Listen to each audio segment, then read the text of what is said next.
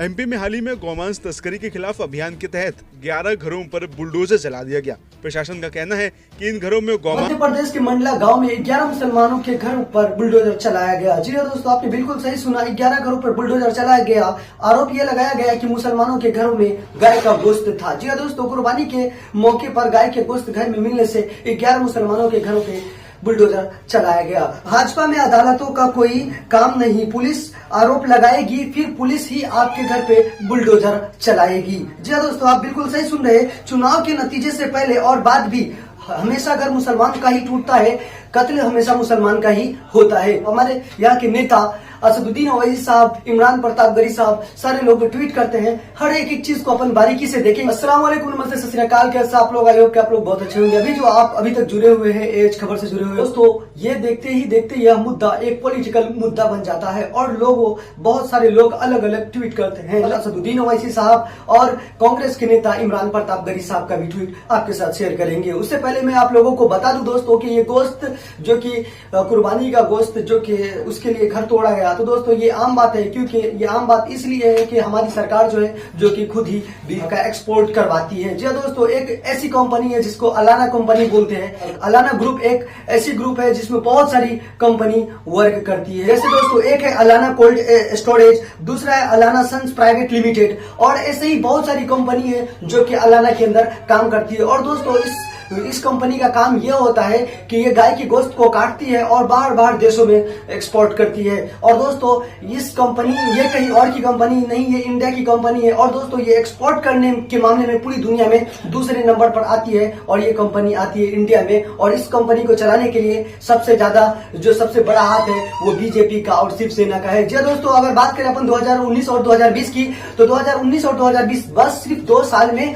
शिवसेना 5 करोड़ रुपया लिया था इस कंपनी से और बीजेपी 2 करोड़ रुपया लिया। मतलब गाय के गोश्त को काटकर एक जगह से दूसरी जगह भेजने का पैसा ली थी एक कंपनी से। Company name Allana group, Allana limited storage, और भी बहुत सारी मतलब इस कंपनी का नाम है जो कि इस कंपनी से जुड़ा हुआ है और इससे सरकार चलवाती है।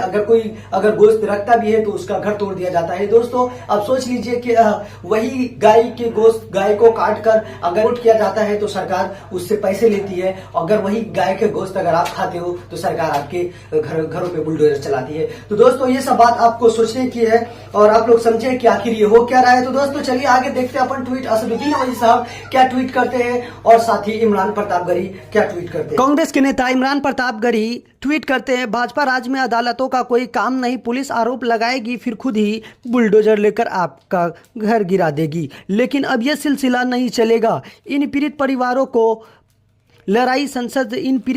की लड़ाई संसद से लेकर अदालत तक लड़ी जाएगी। मैं इस मामले को न सिर्फ संसद के पटल पर उठाऊंगा बल्कि कानूनी तौर पर भी लड़ूंगा। दोस्तों देखते ही देखते फिर असदुद्दीन ओवैसी साहब का भी ट्वीट आता है। 2015 में अखलाक के फ्रिज में रखे गोश्त को बीफ बताकर एक हुजूम ने उनके घर में घुसकर उन्हें मार दिया था। ना जाने कितने मुसलमानों पर तस्करी और चोरी का झूठा इल्जाम लगाकर उनका कत्ल कर दिया गया। जो काम पहले भीड़ करती थी वो काम अब सरकार कर रही है। मध्य प्रदेश सरकार ने कुछ मुसलमानों पर इल्ज़ाम लगाया कि इनके फ्रिज में बीफ था और 11 घरों पर बुलडोजर चला दिया। नाइंसाफ़ी का सिलसिला थमता नहीं। चुनाव के नतीजों से पहले और बाद भी घर मुसलमानों के ही तोड़े जाते हैं, कत्ल मुसलमानों के ही होते हैं। जिन्हें झोली भर भर कर मुसलमानों का वोट मिलता है वो क्यों चुप है। जी हाँ दोस्तों, असदुद्दीन ओवैसी साहब ट्वीट करते करते कांग्रेस को भी बीच में लपेट लेती है, जो कि मुसलमानों का वोट अक्सर ज़्यादातर कांग्रेस को ही पड़ती है और कांग्रेस के नेता अभी तक चुप क्यों है, असदुद्दीन ओवैसी साहब पूछते। तो दोस्तों आज की खबर में बस इतना ही। अगर खबर अच्छी लगी तो अपने दोस्तों के साथ शेयर करें और चैनल पे फर्स्ट टाइम विजिट करें तो चैनल को सब्सक्राइब करें, वीडियो को लाइक करें।